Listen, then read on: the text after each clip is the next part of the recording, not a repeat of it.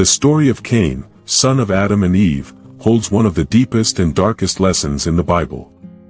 It is a story that exposes the first manifestations of envy, pride, and human failure in the face of sin. Cain is a tragic figure, the first human being born on earth, who, through his own choices, becomes the protagonist of the first crime in the history of humanity.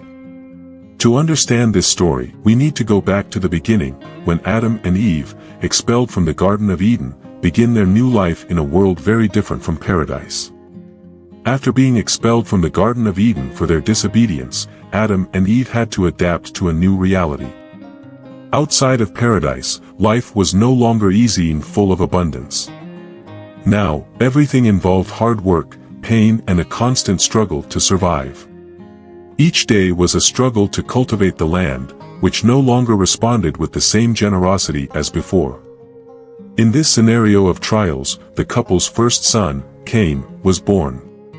He was the first child born on earth, and with his birth came all the hopes and expectations of his parents. Eve saw in Cain the promise of a new opportunity.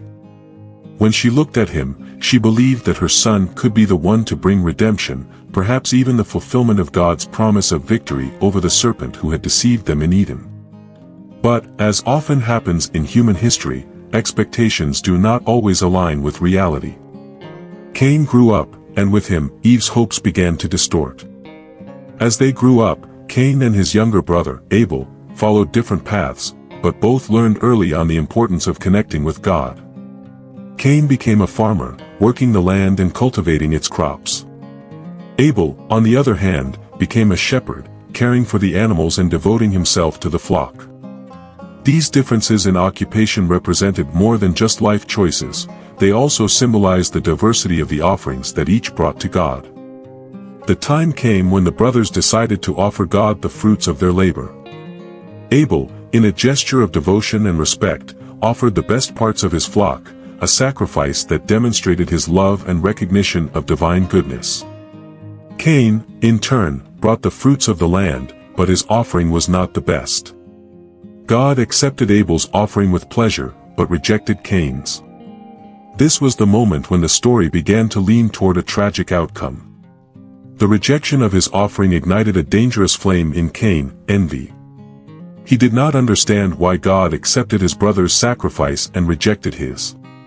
The hurt quickly turned into resentment, not only against God, but especially against Abel.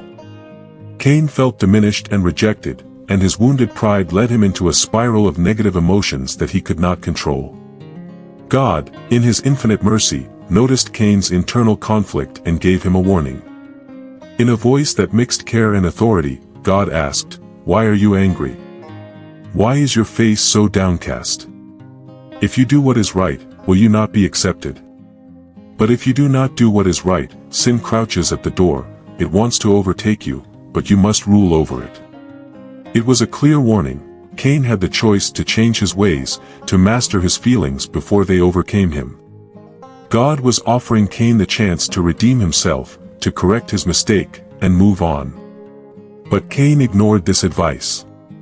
He allowed resentment to grow inside him like a bad seed, until he finally decided that he could no longer bear the presence of his brother. Overcome with envy and anger, Cain called Abel out into the field under the pretext of a conversation. There, far from the eyes of his parents, Cain gave vent to his anger and committed the act that would mark him forever. He killed his own brother. This was the first murder in human history. The blood of Abel, the righteous, stained the soil of the earth, and Cain, seeing his brother dead, felt the weight of his terrible deed. God's question came soon after, reverberating like a painful echo, "Where is your brother Abel?" Cain, in a mixture of fear and arrogance, answered, "I do not know, am I my brother's keeper?" But God, knowing the whole truth, confronted Cain with what had happened. Cain was cursed by God for his act. The earth, which had once provided him with sustenance, would now refuse to bear its fruit. Cain would become a fugitive, condemned to wander aimlessly, a wanderer through the world, bearing the weight of his crime.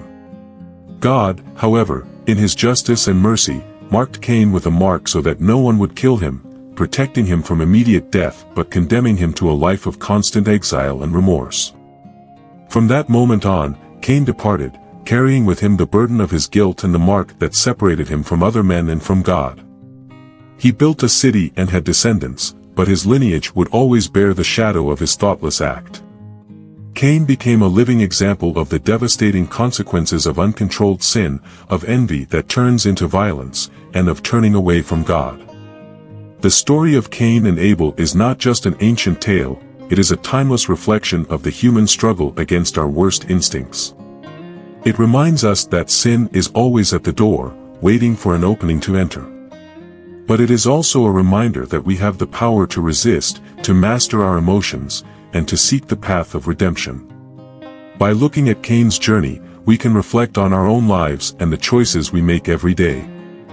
If you enjoyed this analysis and want to learn more about the profound lessons of biblical stories, be sure to like this video, share it with your friends, and subscribe to the channel. Let's explore together the mysteries and teachings that the Bible has to offer us. See you next time.